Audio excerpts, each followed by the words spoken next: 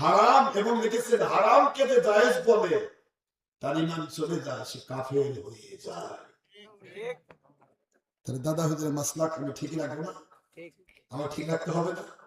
এখন হঠাৎ করে এক ছোট জায়েজ, আমি কি করবো? তাহলে অতটাই ঠিক, দাদা হুজুরটা ভুল। এই সমস্ত জিনিসগুলো করতে মানুষের ভুল হতে পারে, আমাদের ভুল হতে পারে, ঠিক না? ঠিক বলো, আমাদের ভুল আছে, হাজার ভুল। আমরা টু আরিজ হোমেন, মানুষের ভুল আছে, আমরা মানুষ। আমরা নবী রাসূল নয় যে ওহী দ্বারা নিয়ন্ত্রিত, নবী ওহী দ্বারা নিয়ন্ত্রিত, ভুল হয় না, ঠিক না? ঠিক বলো, ফেরেশতাগণ ভুল করে না, ভুলের কোনো সুযোগই নেই। আমরা মানুষ, আমাদের ভুল আছে। ভুলকে ভুল মনে করা, আল্লাহ বলে আসমান সম গুনাহ এবং ভুল হলে আমি মাফ করতে রাজি আছি, তওবা করো। আর ভুলকে যদি ভুল না মনে করে কয় এটাই ঠিক, তাহলে আল্লাহর সাথে বিদ্রোহ হওয়ার কারণে ওর ঈমান চলে যাবে। এই জন্য আমরা কখনোই জুলুম করে কথা বলবো না। জি বাবারা, মন খারাপ করেছেন আপনারা?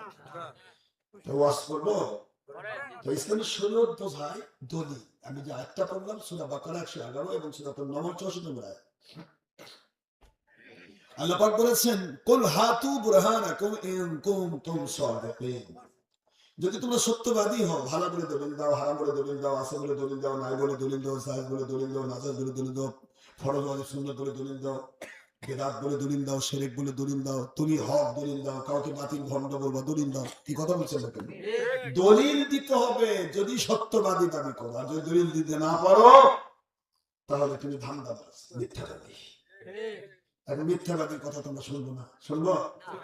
তা আমি আপনাদের অনুরোধ করবো, আমার ব্যাপারে যে কথাই যে কেউ বলেছে বলুক না, আমার আপত্তি নেই। আমার চিন্তা, আমি কোনোদিন তাকাবার টাইম আমার নেই। আমার টাইম আমার মালিককে খুশি করার চিন্তা। আমি আমার মালিককে খুশি করার চিন্তায় আছি।